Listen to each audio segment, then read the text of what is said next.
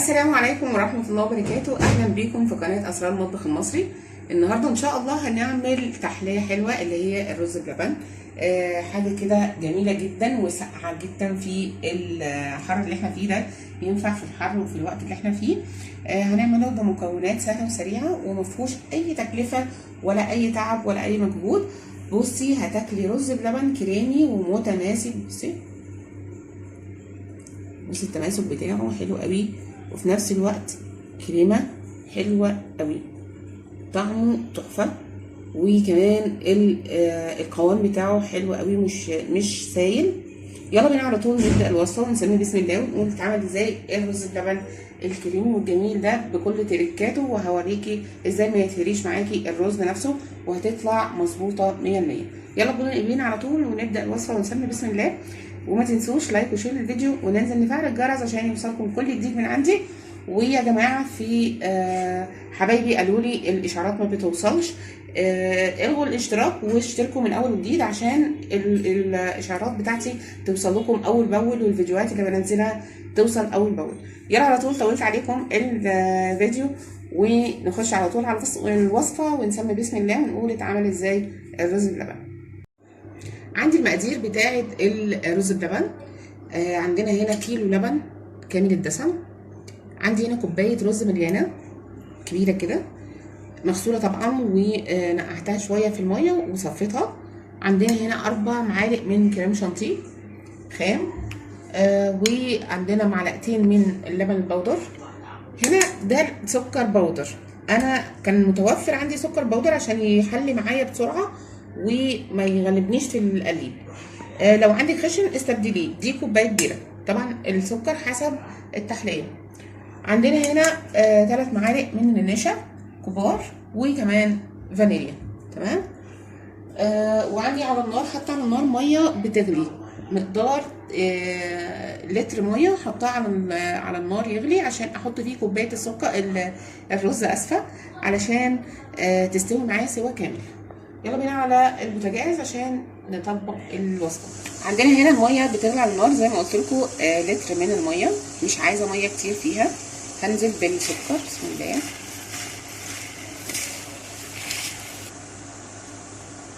اسفه يا جماعه، بالرز مش بالسكر عشان اتلخبطت وقلت سكر.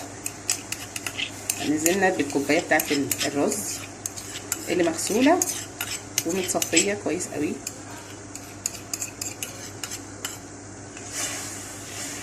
مش امشي من جنبه لحد ما يستوي عشان الرز ما يلزقش معايا ولا يعجن معايا ببعضه. تمام. هقعد اقلب فيه كده على طول لحد ما تستوي معايا الرزايه. طبعا النار مهدياها من تحت، مش معلياها قوي عشان اعرف اخد راحتي في التقليب لحد ما الرزايه تستوي معايا 3/4 سوا. وبعد كده هنرجع عشان نشوف هنعمل ايه في الخليط اللي احنا عملناه، الباقي المكونات بتاعه الوصفه لحد ما الرز يستوي بتاعنا. عندنا هنا اللبن، قلنا كيلو من اللبن، هنزل عليه سكر. السكر كوبايه يا جماعه، وحسب التحليه برضو مش هحطها كلها. هنزل بالكريم شانتيه، 4 معالق من كريم شانتيه ومعلقتين من لبن بودر.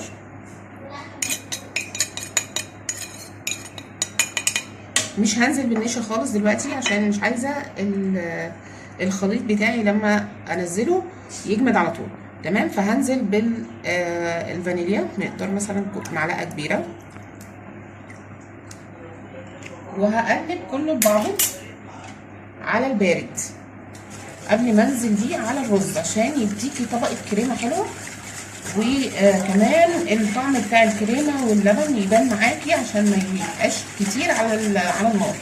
تمام كده. الرز بتاعنا استوى خلاص. بصوا اهو، ما استواش سوا كامل برضو، انا عايزه ماسك نفسه عشان طبعا الرز لما يبقى في اللبن يستوي اكتر، وطبعا الطعم ياخد من اللبن نفسه. عندنا اللبن اللي احنا حلينا فيه السكر وكمان الكريم شانتيه والكريم واللبن البودر، هنحطه طبعا كله، الكيلو كله. انا ما حطيتش لسه النشا، تمام. النشا لسه ما اتحطش، النشا هيتدوب لوحده في ميه بس بعد ما الرز يستوي تماما في اللبن، علشان طبعا الطعم بتاعه ياخد من اللبن ومن الكريمه ومن الكلام ده كله، يبقى طعمه حلو كده. الرز باللبن بتاعنا خلاص ابتدى يدخل في السوا. الرز انا ما سبتهوش من ساعه ما قفلت الفيديو، يعني بقالي دلوقتي ربع ساعه بقلب فيه وهو على نار هاديه جدا. لازم تكون نار هاديه. برضو الرزايه مش عايزاها تستوي للاخر عشان مش عايزه اكل رز معجن او مهلبيه. مخليه الرزايه برضو فيها الروح شويه عشان اقدر احس بالرز وانا باكله. تمام. فاحنا كده اهو خلاص هنشيل بقى المضرب خالص ونجيب النشا بتاعتي اهي تقلت. حتى هنزل بكمية النشا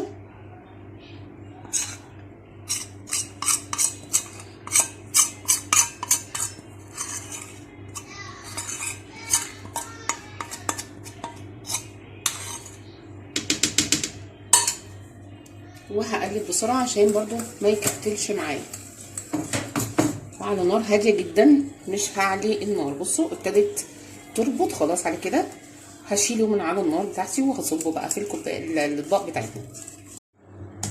كده الرز بتاعنا بعد ما استوى بصوا القوام جميل جدا كريمي وحلو خالص. لازم الرز يستوي على النار ياخد السوا كامل عشان النشا اللي احنا حطيناها بعد ما قفلت معاكم الفيديو سبته على النار مثلا كده 10 دقايق بس مع التقليب المستمر. ايدك فيه كده اهو كده لحد ما استوى خالص، والحبايه بقت ما شاء الله عليها ولا معجنه ولا نيه. هنصب بقى في الاطباق بتاعتنا.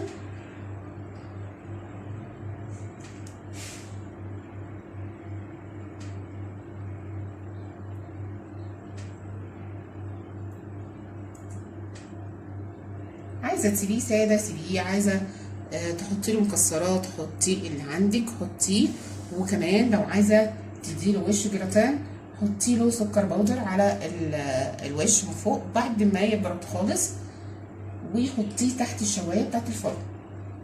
هيديكي وش من فوق حلو خالص كده وشكله حلو والطعم كمان جميل جدا بتاعه.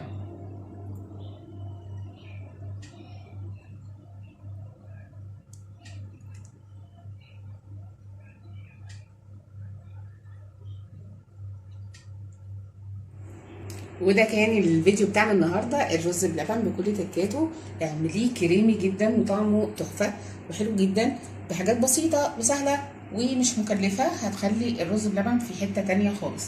هنستنى بقى لما يبرد تماما علشان لازم يتاكل وهو ساقع حلو كده في الصيف اللي احنا فيه، هيديكي طاقه حلوه جدا. يا رب يكون نال اعجابكم الفيديو بتاع النهارده، واستنوا لي الفيديوهات احلى واحلى ان شاء الله. واترككم في رعايه الله، بس ما تنسوش لايك وشير للفيديو وننزل نفعل الجرس عشان يوصلكم كل جديد من عندي. والسلام عليكم ورحمه الله وبركاته.